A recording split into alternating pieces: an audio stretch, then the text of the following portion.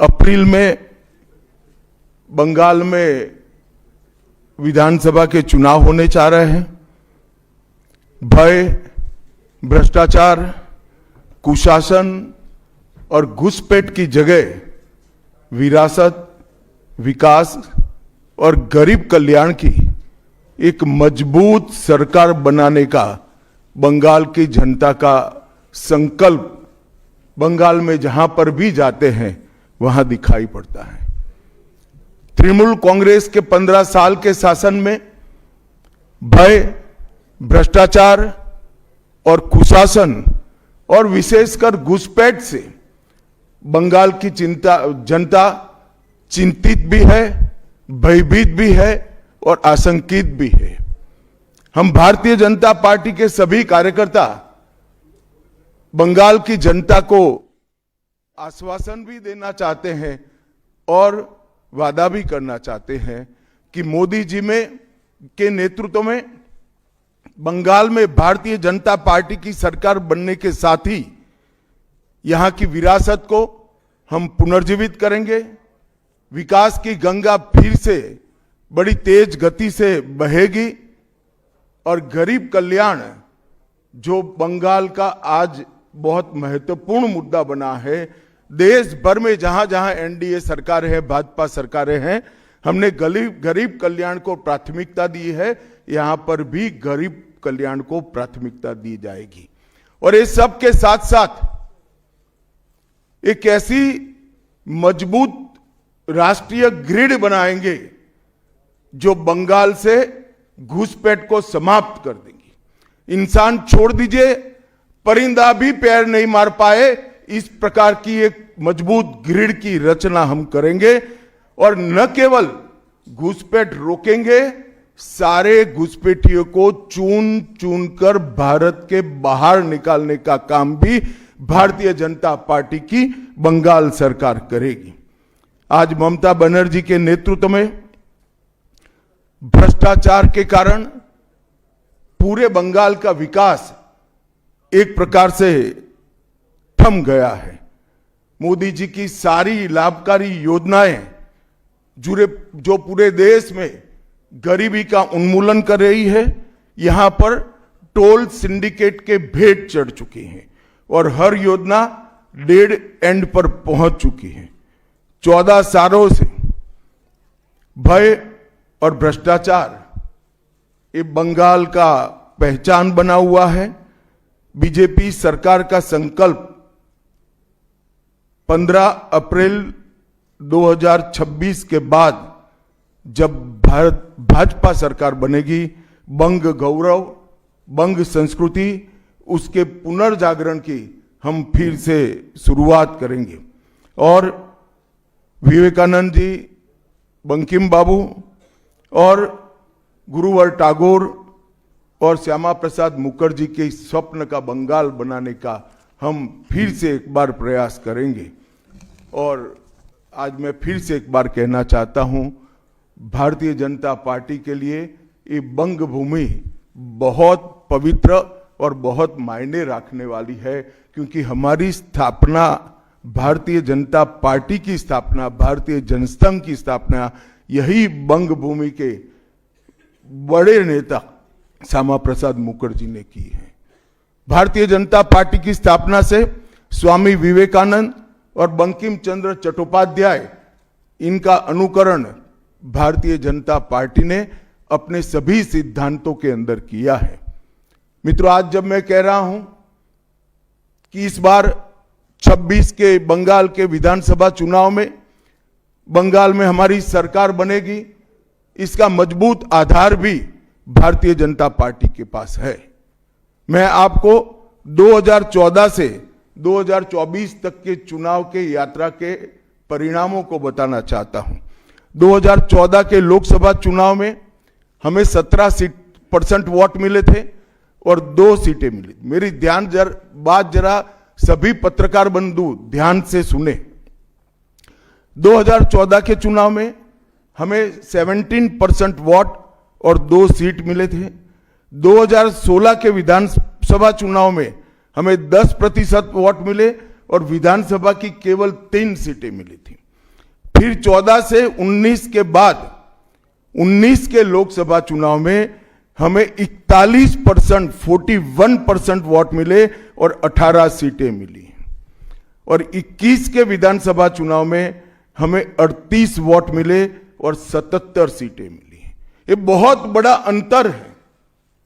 जिस पार्टी को केवल 3 सीट मिले थे, वो पार्टी 5 साल के ही अंतराल में 77 सीट प्राप्त करी। और इसका नतीजा देखिए, कांग्रेस जिसकी एक प्रकार से स्थापना ही बंगाल से शुरू हुई, वो कांग्रेस पार्टी बिग जीरो पर पहुंच गई। और 34 साल तक शासन करने वाला कम्युनिस्ट गठबंधन भी एक भी सीट प्राप्त नहीं कर पाया और हमने मुख्य विपक्ष का स्थान प्राप्त किया। आज शुभेंदु जी मेरे साथ यहां पर बैठे हैं, वो हमारे प्रतिपक्ष के नेता हैं। 24 के चुनाव में भी हमने 39% वोट प्राप्त किया, 12% सीट प्राप्त की, 12 सीटें प्राप्त की। और 26 में हम निश्चित रूप से प्रचंड बहुमत के साथ भारतीय जनता पार्टी की सरकार बनाने वाले हैं। मित्रों, ये 24 से अब तक का समय भारतीय जनता पार्टी के लिए बहुत शुभांकर सिद्ध हुआ है। 24 में लगातार तीसरी बार नरेंद्र मोदी जी इस देश के प्रधानमंत्री बने। उसके बाद महाराष्ट्र में, हरियाणा में, दिल्ली में और अब बिहार में भारतीय जनता पार्टी की सरकारें बनी हैं। 24 के चुनाव में उड़ीसा और आंध्र प्रदेश में भी पूर्ण बहुमत की भाजपा की और एनडीए की सरकार बनी है। मुझे पूरा भरोसा है कि 2026 में बंगाल में 2/3 बहुमत के साथ भारतीय जनता पार्टी की सरकार बनेगी। ये बंगाल की जनता तय कर बैठी है। मित्रों, जहां पर भी बंगाल में जाते हैं, पूरे बंगाल की जनता घुसपैठियों से त्रस्त है। क्या कोई राज्य सरकार ऐसी हो सकती है जो घुसपैठियों की पनाहगाह अपने राज्य को बना दे? राष्ट्रीय सुरक्षा पर एक कितना बड़ा खतरा है, इसका जवाब बंगाल की मुख्यमंत्री ने बंगाल के चुनाव में दे। घुसपैठ रोकने के लिए उनके पास क्या योजना है? आर्टिकल 370 हटता है, वो विरोध करती है। सीएए लाकर बंगाल के शरणार्थियों को नागरिकता देने का हम कार्यक्रम करते हैं, वो विरोध करती हैं। और वो ठीकरा फोड़ते हैं कि बीएसएफ है, वो रोक नहीं रही है। ममता जी, मैं आज आपको इस सार्वजनिक प्रेस वार्ता में पूछना चाहता हूं कि कौन सी सरकार है बांग्लादेश की पूरी सीमा पर जो वाड़बंदी करने के लिए, बॉर्डर पर फेंसिंग करने के लिए जमीन नहीं देती है? अगर आप जवाब न दे पाए तो मैं ही देता हूं। आपकी ही सरकार है जो जमीन नहीं देती है, जिसके कारण फेंसिंग का काम समाप्त नहीं होता है। फिर भी भौगोलिक रूप से कठिन सीमा पर से कोई घुस कर आता है तो कहां जाता है? सबसे पहले बंगाल के गांव में जाता है। आपका पटवारी क्या कर रहा है? आपका थाना क्या कर रहा है? क्यों इसको अरेस्ट नहीं किया जाता? क्यों उस पर केस दर्ज नहीं होता? क्यों इसको वापस भेजा नहीं जाता? जवाब है क्या आपके पास? क्या बंगाल की मुख्यमंत्री जवाब दे सकती है कि असम में घुसपैठ क्यों बंद हो गई? त्रिपुरा में घुसपैठ क्यों बंद हो गई? गुजरात और राजस्थान की बॉर्डर पर घुसपैठ क्यों नहीं होती है? पंजाब की बॉर्डर पर घुसपैठ क्यों नहीं होती है? कश्मीर की बॉर्डर पर घुसपैठ क्यों नहीं होती है? सिर्फ बंगाल में क्यों होती है?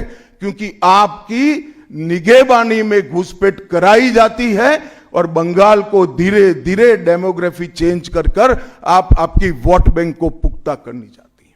मगर ये लंबा नहीं चलेगा। बंगाल की जनता अब जान गई है और इसके खिलाफ लामबंद भी हो रही है। और मुझे मालूम है अगला चुनाव घुसपैठियों को निकालने के मुद्दे पर और घुसपैठ रोकने के मुद्दे पर लड़े जाने वाला है, क्योंकि न केवल ये बंगाल का अब मामला रहा है। मैं आज बंगाल की जनता को इस प्रेस वार्ता के माध्यम से बताने आया हूं कि बंगाल की बॉर्डर से हो रही घुसपैठ सिर्फ बंगाल का मामला नहीं रहा है। अब ये राष्ट्रीय सुरक्षा का मामला है, देश की संस्कृति को बचाना है, देश की सुरक्षा को सुनिश्चित करना है, तो बंगाल की बॉर्डर सील कर दे, ऐसी देशभक्त सरकार यहां लानी पड़ेगी जो ममता बनर्जी नहीं कर सकती, केवल और केवल भारतीय जनता पार्टी कर सकती है। घुसपैठ के अलावे भ्रष्टाचार से पूरी बंगाल की जनता त्रस्त है। रोजवेली चिटफंड घोटाला, कैश फॉर क्वेरी घोटाला, एसएससी घोटाला, नगर पालिका नगर नियम का भर्ती का घोटाला, गाय तस्करी का घोटाला, राशन पीडीएस का घोटाला, मनरेगा का घोटाला, पीएम आवास का घोटाला, इतने सारे घोटाले हैं कि मैं पूरा लिस्ट पढ़ूंगा तो मेरी प्रेस कॉन्फ्रेंस का पूरा हिस्सा ही उसमें चला जाएगा। अब क्या ममता बनर्जी इस बात का जवाब दे सकती है कि आपके मंत्रियों के ठिकाने पर से 27 करोड़ रुपया मिलता है, जिसको गिनते गिनते नोट गिनने की मशीन भी गर्म होकर बंद हो जाती है। बंगाल जैसे गरीब राज्य के अंदर 27 करोड़, 20 करोड़, 15 करोड़ ये राशि मिल रही है, आपकी कोई अकाउंटेबिलिटी नहीं है।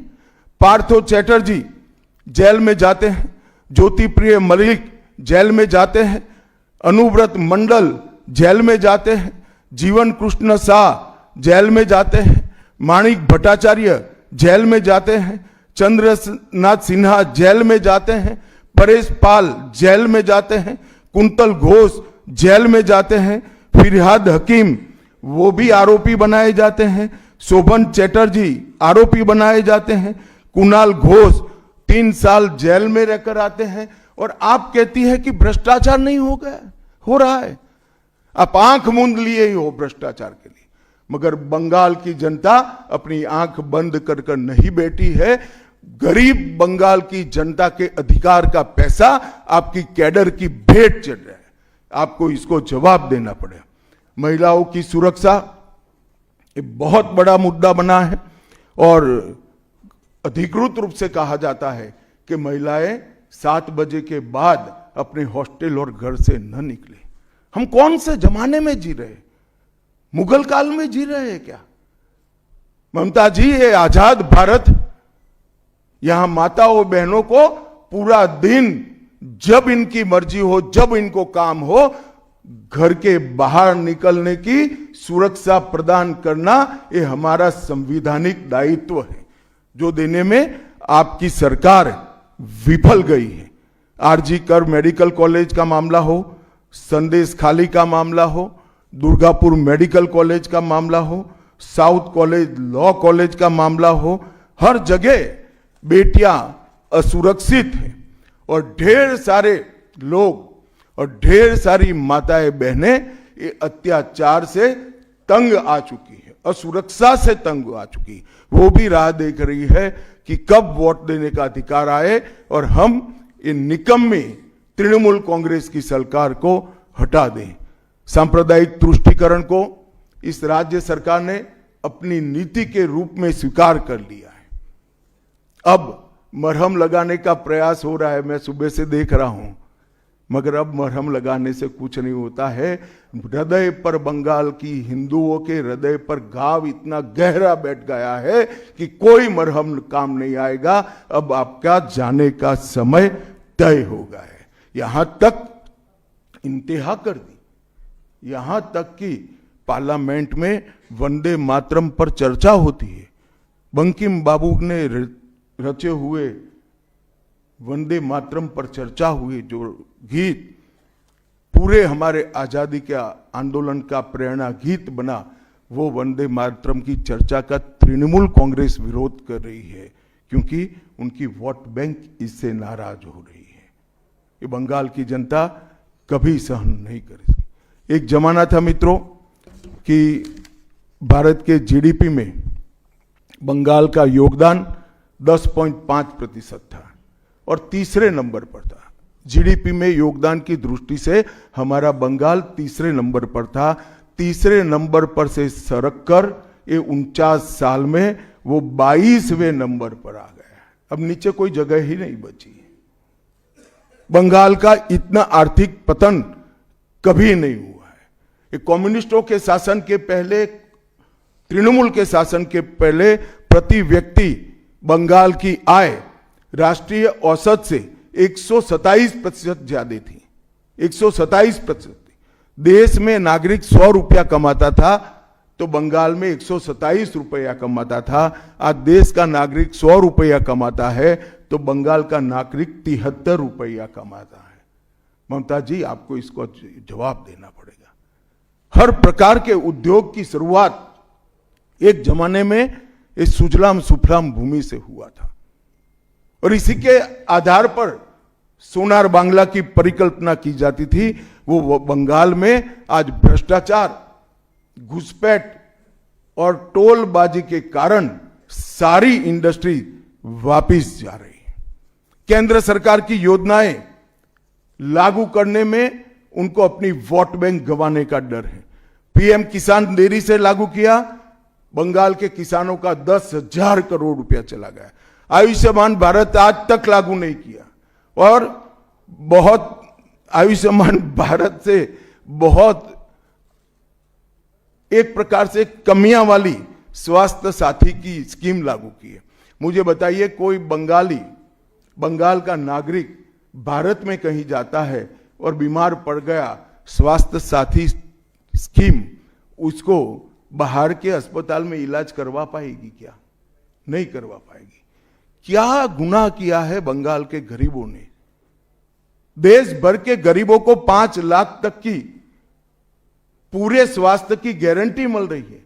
अरे कई राज्यों ने किया कि केंद्र 5 लाख दे रहा है, उन्होंने और 5 लाख जोड़ दिए। आप केंद्र के 5 लाख इसलिए स्वीकार नहीं करना चाहते हो कि नरेंद्र मोदी से आपको डर है। डर तो ठीक ही है क्योंकि मोदी जी की लोकप्रियता बंगाल में दिन प्रतिदिन बढ़ती है, मगर इसके कारण गरीबों का आप नुकसान कर रही हो। वो बंगाल के गरीब जरूर। हिंसा और प्रतिशोध की राजनीति, पूरा देश ऐसी आशा करता था कि यहां से कम्युनिस्ट जाने के बाद हिंसा और प्रतिशोध की राजनीति समाप्त हो जाएगी, मगर हुआ उल्टा। इन्होंने तो कम्युनिस्टों को भी अच्छा कहला दिया। मित्रों, अब तक 300 से अधिक भारतीय जनता पार्टी के कार्यकर्ता मारे गए हैं। 21 के चुनाव के बाद लगभग 3000 कार्यकर्ता विस्थापित बनकर आज भी अपने गांव में नहीं लौटे हैं। उनको दबाव बनाया जाता है कि आप तृणमूल का झंडा उठाओ तभी गांवों को रहने देंगे। क्या यह स्वस्थ लोकतंत्र की निशानी है?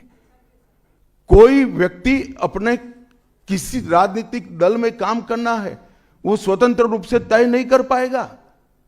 वो ममता जी मुख्यमंत्री की चैम्बर से तय करेगी क्या? ममता जी, जितना भी प्रताड़ना करना हो करो, बंगाल की जनता अब तय कर कर बैठी है। इन्होंने भाजपा के कार्यकर्ताओं को हर तरह से प्रताड़ित किया, यहां तक कि महिलाओं पर बलात्कार भी किए गए। मैं अपना रिपोर्ट नहीं दे रहा हूं, नेशनल ह्यूमन राइट कमीशन का रिपोर्ट है। इसका भी जवाब ममता जी को देना पड़ेगा। ममता जी ने सारी संवैधानिक औचित्य को समाप्त कर दिया।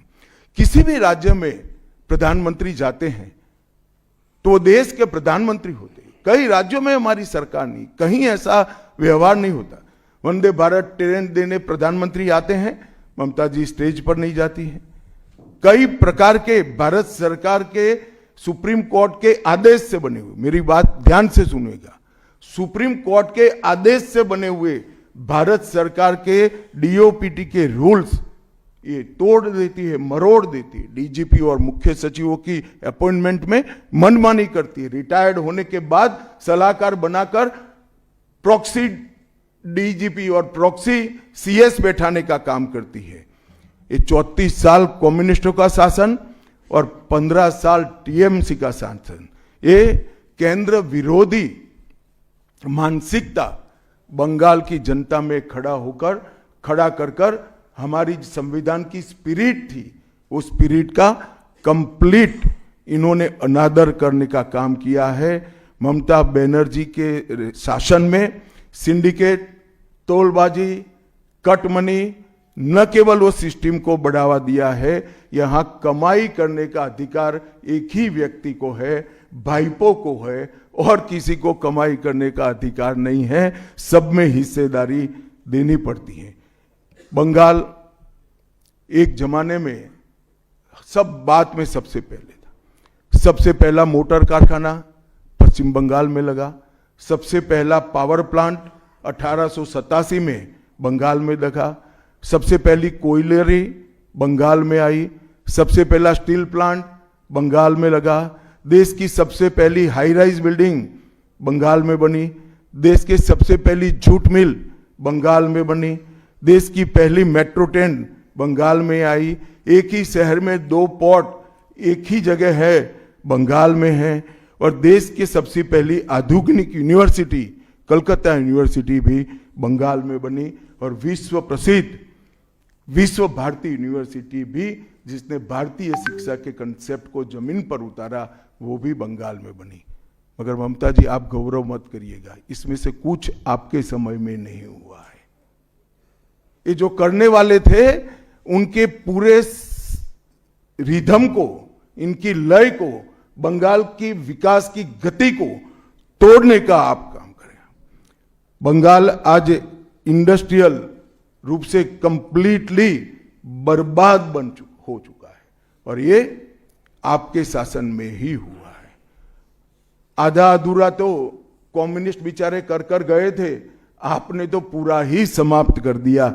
सिंडिकेट राज, तालेबाजी, शत्रुतापूर्ण माहौल, इसके कारण 2011 से 25 के बीच में 7000 से ज्यादा कंपनियां बंगाल छोड़कर बंगाल के बाहर चली गई। और मित्रों, ये बहुत बड़ा सेटबैक बंगाल के आर्थिक विकास के लिए है।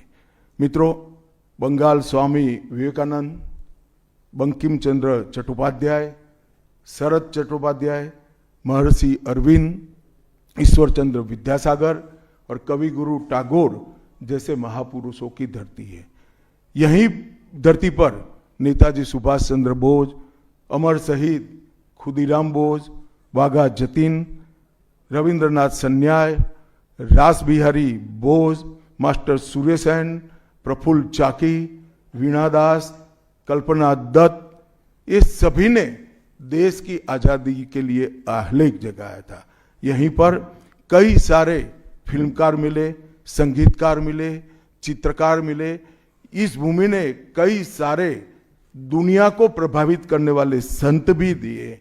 वो बंगाल आज ऐसे कगार पर पहुंच गया है कि अगर एक घुसपैठ की बयार रोकी नहीं गई तो बंगाल का अस्तित्व भी खतरे में है। ऐसा स्पष्ट रूप से समाज जीवन को जानने वाले सभी लोग मानते हैं।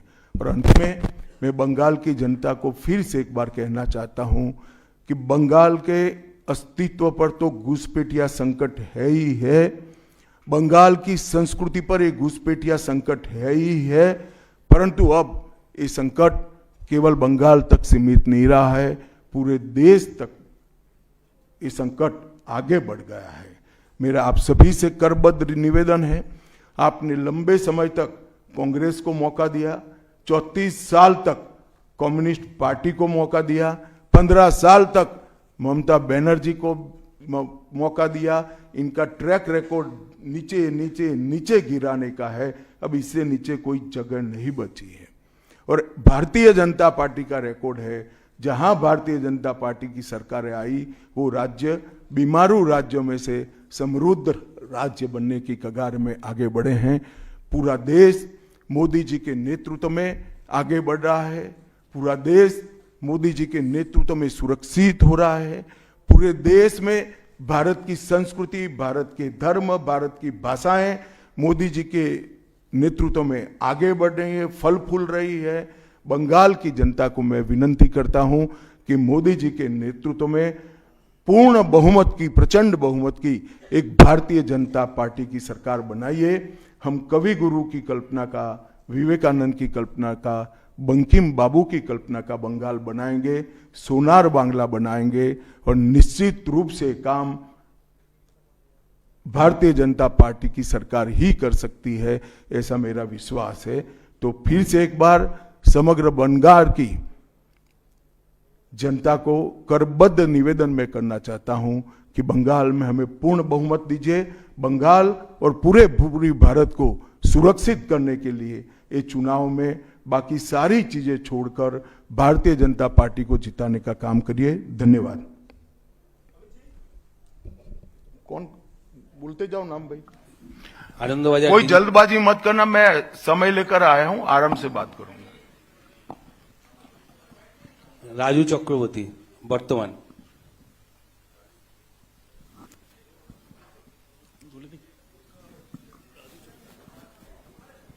चलो भाई दूसरे कोई खड़े हो जाओ। गृहमंत्री जी नमस्कार, राजू चक्रवर्ती वर्तमान। मेरा दो प्रश्न है। एक करो। अच्छा 2014 के बाद आप जब पार्टी और एडमिनिस्ट्रेशन में बहुत सारे संस्कार लाए, 75 साल के बाद कोई भी लीडर या फिर मंत्री हो उसको मार्गदर्शक के भूमिका में जाना पड़ता है। तो आपको क्या लगता है अभी हाईएस्ट लेवल पे जो भी है पार्टी या फिर एडमिनिस्ट्रेशन में, वो 75 साल हो गया, उसको अपने आप वानप्रस्थ में जाना चाहिए? चलिए मैं बुलाकर आपको बताऊंगा।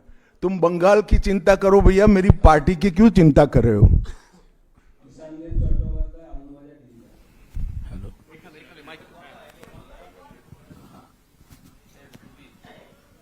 Amit ji, there is anxiety among the Motua communities regarding the papers and documents to be produced in the SIR process. And would you like to consider anything so that they can get rid of their anxiety? बैठे। मतुआओं को डरने की कोई जरूरत नहीं है। ये Bharatiya Janata party का वादा है।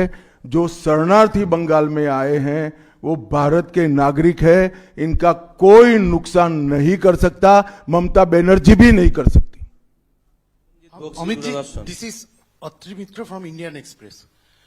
पिछले कई इलेक्शन में हम लोग देखे हैं कि your ground level organization was failed to dominate in the day of election with TMC. So is your organization is ready for now in 2020? आपने ध्यान से नहीं देखा है। मैंने इसीलिए पहले भाजपा की विकास यात्रा, भारतीय जनता पार्टी की विकास यात्रा बनाई। हम 3 सीट पर थे, 77 पर पहुंचे हैं और 77 से अब एज अ मुख्य विरोध पक्ष हमारा अधिकार है कि विफल सरकार को उखाड़कर हमें जनता शासन देगी। हम 77 सीट पर ऐसे नहीं पहुंच सकते, 18 सीटें ऐसे नहीं जीत सकते हैं। हमारा काम बूथ तक पहुंच चुका है, इसी के कारण हमें सफलता मिली है। प्रसन्नजीत बख्शी, दूरदर्शन। आप विकास की बात कर रहे थे। हम अलग अलग शहर में जब मेट्रो की बात करते हैं तो हम मेट्रो की सूचना घोषणा देखते हैं और बाद में 2-3 महीने बाद मेट्रो चढ़ते हैं। लेकिन कोलकाता में हम देखते हैं कि हम बचपन से मेट्रो का काम चलते रहते हैं और खास तौर से मैं जब ऑफिस जाता हूं देखता रहता हूं कि एक जगह है जहां पे मेट्रो का काम आधा अधूरा पिछले कई सालों से है और 2-3 बार हाईकोर्ट का इंटरवेंशन के बावजूद भी वो काम हो नहीं पा रहा है और इसीलिए कई सारे जो यात्री है काफी उसका दिक्कत हो रही है। तो ये जो यहाँ पे विकास का काम इस तरह से केंद्र और प्रदेश की खींचतानी में रुकावट देखते हैं, इसमें कैसे इसका इलाज किया जाता है? बैठ जाइए। देखिए, भारत सरकार पूरे देश में इंफ्रास्ट्रक्चर के डेवलपमेंट के लिए बहुत सारे काम कर रही है। अगर भारत सरकार का पक्षपाती कामकाज का तरीका होता तो वो तमिलनाडु को भी अप्लाई हो सकता था, तेलंगाना को भी अप्लाई हो सकता था और हर राज्य को अप्लाई हो सकता था। सभी जगह इंफ्रास्ट्रक्चर के काम अच्छे चल रहे हैं। सिर्फ बंगाल में तकलीफ क्यों आ रही है?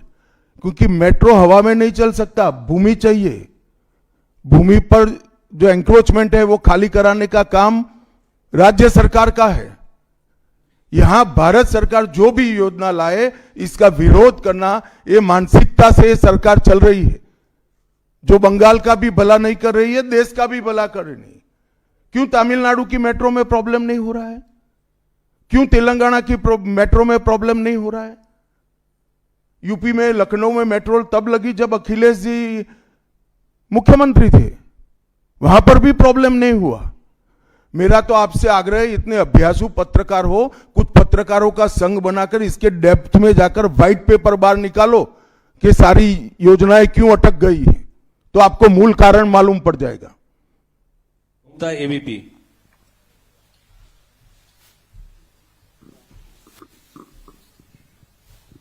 अमित जी, अभी आपने वंदे मातरम की चर्चा का जिक्र किया, लेकिन उसके साथ में जो है एक चर्चा और हुई थी, जी राम जी जो अभी जो कानून की शक्ल ले चुका है, उस दौरान भी जो है ममता बनर्जी और अभिषेक बनर्जी लगातार ये कहते रहे कि सरकार, केंद्र सरकार से फंड ही नहीं आता तो हम विकास कैसे करें, वो फंड रोकना और उसका विरोध किया था। देखिए भाई, इनके विरोध को अब देश में कोई गंभीरता से नहीं ले रहा है।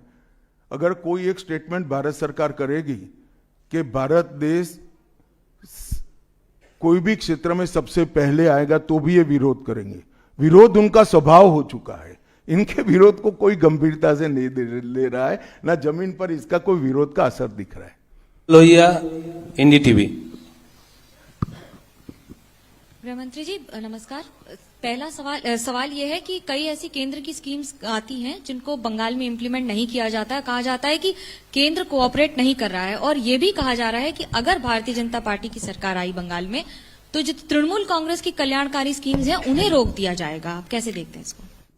देखिए, मैं बंगाल की जनता को यह अपप्रचार चल रहा है, इससे स्पष्ट रूप से भारतीय जनता पार्टी की ओर से कहना चाहता हूं कि भारतीय जनता पार्टी की सरकार बनने के बाद अभी की जो सरकार जो स्कीमों के नाम से जो कुछ भी चला रही है, एक भी स्कीम बंद नहीं होगा। और हमारे घोषणा पत्र में हम जितने भी स्कीमें करेंगे उसको जमीन पर उतारेंगे। ये हमारा रिकॉर्ड है, ट्रैक रिकॉर्ड है, देश भर में है। उज्जवल राय, एएनआई। सर, आपने सबसे पहले ही घुसपैठियों की बात की है, जो सबसे बड़ा मुद्दा देश के लिए भी है, और खासकर पश्चिम बंगाल जिस तरह से बांग्लादेश का अभी मौजूदा हालात है उसको देखते हुए। लेकिन जो सवाल आपने किया है उस पे प्रतिक्रिया ये मिलती है कि बीएसएफ तो केंद्र के अधीन है, आखिर ये विरोधाभास तुम कहां भाभी जी को याद करते थे? मैंने पहले ही जवाब दे दिया। बीएसएफ जब तक फेंसिंग नहीं होती है तब तक बीएसएफ सुरक्षा नहीं कर सकती है। बीएसएफ को भूमि देनी पड़ेगी फेंसिंग के लिए भारत सरकार को। मेरे स्तर पर मैंने 7 पत्र लिखे ममता बनर्जी को। ये 6 साल के अंदर 3 बार गृह सचिव यहां आकर मीटिंग कर गए चीफ सेक्रेटरी से। मैं पूछना चाहता हूं तृणमूल कांग्रेस की सरकार को, जमीन देने में क्या डर है? कि आपकी कोई रिस्पॉन्सिबिलिटी नहीं है, या आप घुसपैठ होने देना चाहते हो? और फिर भी नदी नाले जंगल कहीं से कोई घुसपैठिया आ जाता है, कहां आता है? सबसे पहले गांव के थाने और पटवारी के बगैर कोई रह सकता है? इसके डॉक्यूमेंट कौन बना रहा है? बंगाल सरकार बना रही है। देश भर से जो घुसपैठिए पकड़े जा रहे हैं, इनके पास से बंगाल के डॉक्यूमेंट, फर्जी डॉक्यूमेंट पकड़े जाते हैं। उन्होंने घुसपैठियों को अपनी वोट बैंक मजबूत करने के लिए राज्य सरकार की नीति के रूप में स्वीकार कर लिया है।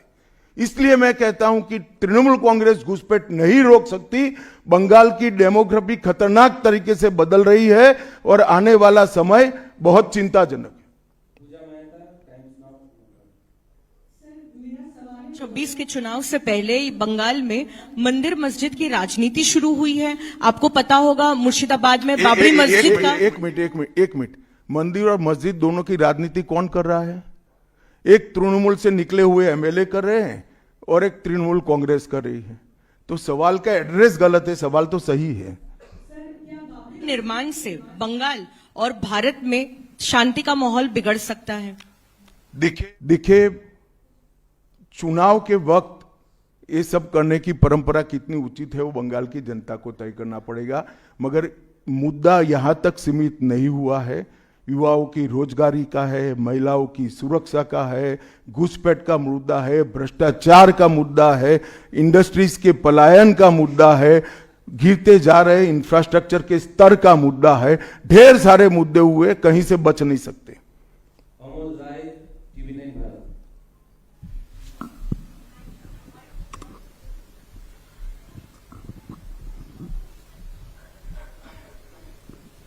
सर, सर मेरा एक प्रश्न ये है कि आज ममता बनर्जी लगातार 2 दिनों से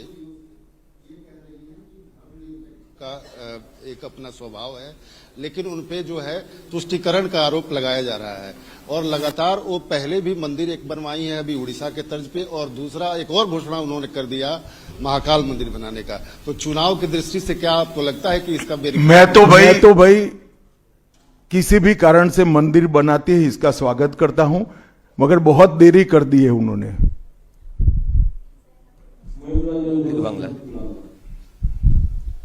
अमित जी, एक सवाल बार बार एक नैरेटिव फैला जाता है टीएमसी और लेफ्ट के तरफ से कि बंगाल में जितना भी काम कर ले बीजेपी कार्यकर्ता, ऊपर कुछ सेटिंग वगैरह है तो अमित शाह जी और नरेंद्र मोदी जीतना नहीं चाहते। आज पूछता है बंगाल, जवाब चाहे बांग्ला, आप लोग बंगाल को जीतना चाहते हैं? कितना सीरियस है सेंट्रल बीजेपी? देखिए भाई, मैं यहां आकर प्रेस कर रहा हूं। मोदी जी अभी थोड़े दिन पहले सभा करने के लिए आने के लिए निकले थे, जा नहीं पाए। अब ममता बनर्जी कह रही कि हम उनके साथ हैं। अगर उनको एक भ्रांति फैलानी है तो फैलाएं। भारतीय जनता पार्टी का कोई नेता घुसपैठियों को आश्रय देने वाले के साथ नहीं रह सकता। ये भारतीय जनता पार्टी का सिद्धांत है और हम सब भारतीय जनता पार्टी के कार्यकर्ता से लेके मोदी जी तक कटिबद्ध है कि मूल समेत तृणमूल कांग्रेस की सरकार को हम उखाड़ कर फेंक देंगे।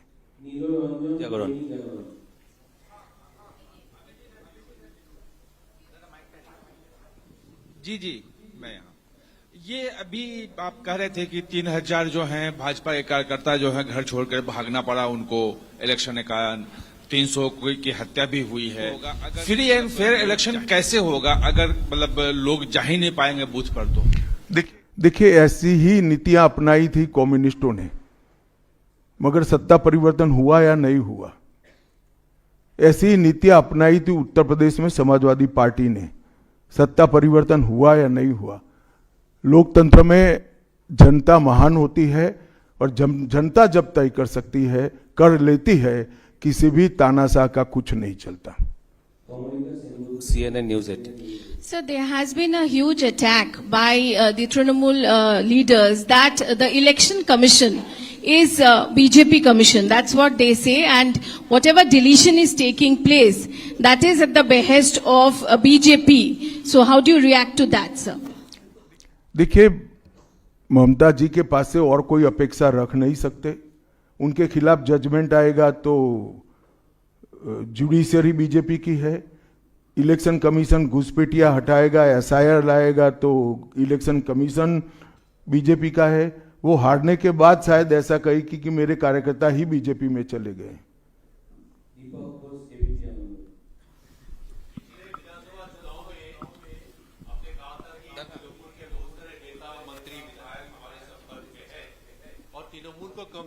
मैंने नहीं कहा भैया, ऐसा कभी नहीं कहा। हाँ, आए ही है।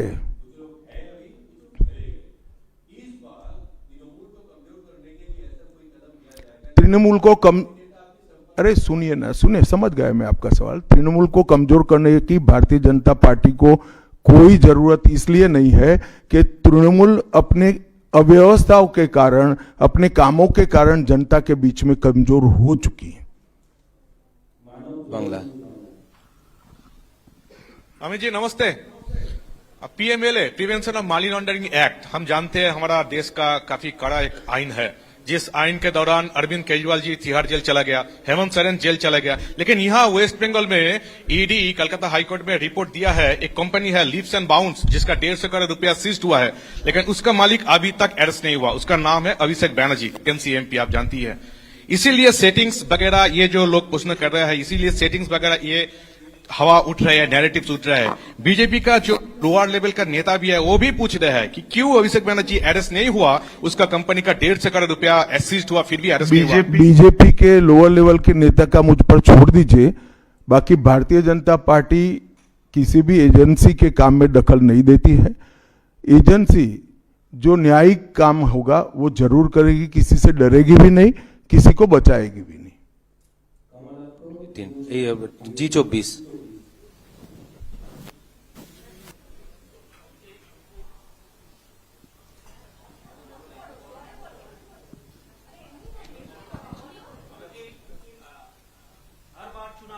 आप जब बंगाल आते हैं अब तक एक टारगेट देते हैं बीजेपी लीडर और सभी को, तो इस साल 26 के चुनाव के पहले अब सुने नहीं, मैं कहा 2/3 बहुमत के साथ सरकार बनाएंगे, 2/3 मेजोरिटी के साथ सरकार बनाएंगे, तो टारगेट हो ही गया।